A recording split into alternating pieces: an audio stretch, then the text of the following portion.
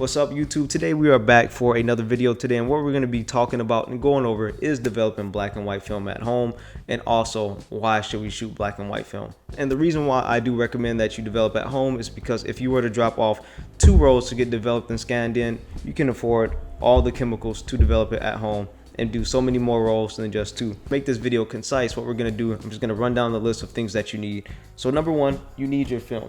So we have 2 different types of film, same exact film.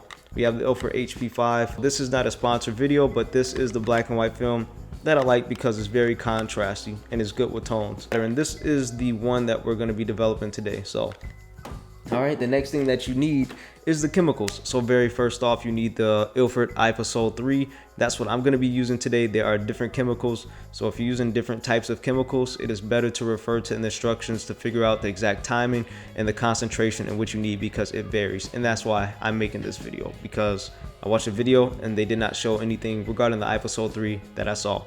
The next thing that you need is the ilford stop. So I'll make sure that I'll put the ones in the description that I have. Then the next one is the rapid fixer. So those are the 3 chemicals that I do recommend to follow these instructions that I'm doing to develop 1 roll of film.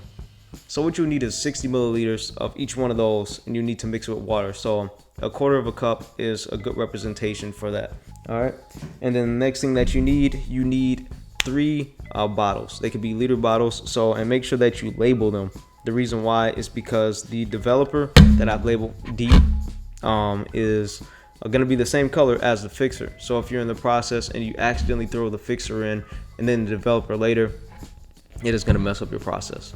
So just make sure you label them so you're able to see what you're developing. And then the next thing that you need is the developer tank, which you can roll or pretty much throw 1 roll of 35 in or a 120 roll of film. So this is pretty familiar with a lot of people, hopefully, so we're not going to go too far into that. And then the last thing that I do highly recommend, but doesn't have to be done, is use distilled water. And the reason why I say to use distilled water is because if you use tap water, once it dries, it can leave some residue, and we don't want residue on our film. So let's get started. And please feel free to stop and pause the video so you can review everything that is used in this video right here. In the very first part of this, we need 1 part developer and we need 9 parts water. So that's why I just did the multiplication of 9 times 60, because we're putting 60 milliliters in and times that by 9, and then we get 540 milliliters of water needed for this concentration. And right here we're pouring 60 milliliters of developer, or 1/4 cup, into something that makes it a little easier to pour it into a bottle. And after we have the 60 milliliters of developer poured into the container, what we want to do is grab the 540 milliliters of water and pour that into the same bottle. And once you finish pouring it, then go ahead and stir it around a little bit to make sure that it's all kind of mixed together.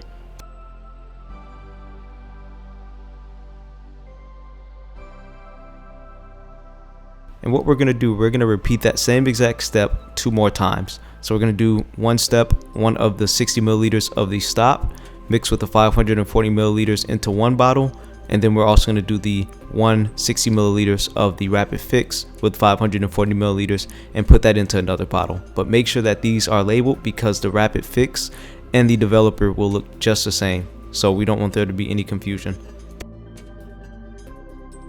And once you move your developer tank from your dark room or your dark bag, we are here for the moment that we've been waiting for this entire time. This is the development time. But the first thing we got to do, we have to check the online resource to see how long we have to develop the actual film.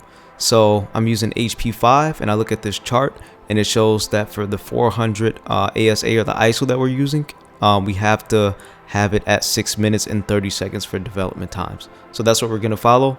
And as soon as we start pouring it in, we hit the start.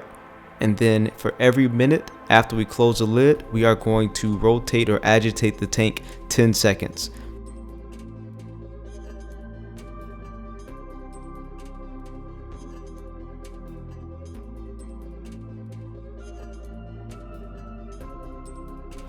And one thing that I like to do, I like to tap the table a couple times after I finish agitating it, just to get the bubbles out. And right after my last agitation, what I like to do is open the lid, so this gives me more time to slow down and kind of not rush. So with black and white, you want to start pouring out your chemicals roughly 10 to 15 seconds prior to that 6 minutes and 30-second mark. So that's what we're going to do right here.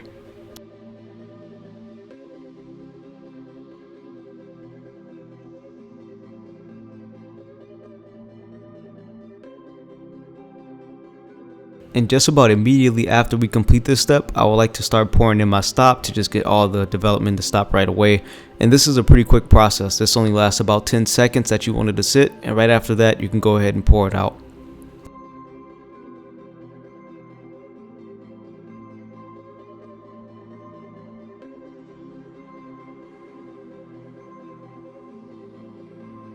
And this is the very last step, is to pour in the rapid fix. And this is going to follow the rules of the development. So as soon as you close the lid, we're going to agitate it for 10 seconds, followed by every minute it's going to be a 10-second agitation.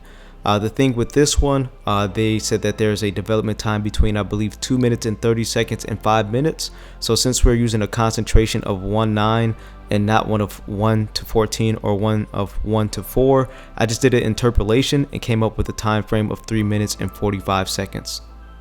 And once we finish this step, the next thing that we want to do is move to the rinsing phase. So we're going to rinse off our film for roughly 3 to 5 minutes, and we're going to try to get this as close as possible to room temperature. So once we finish rinsing it out, take the distilled water that I kind of showed before and pour it on the film just to pretty much get up all the tap water that was used to rinse it out. And at that point, we have our film. So from there, we just go ahead and put it on clip hangers and we hang it up and let it dry for some time.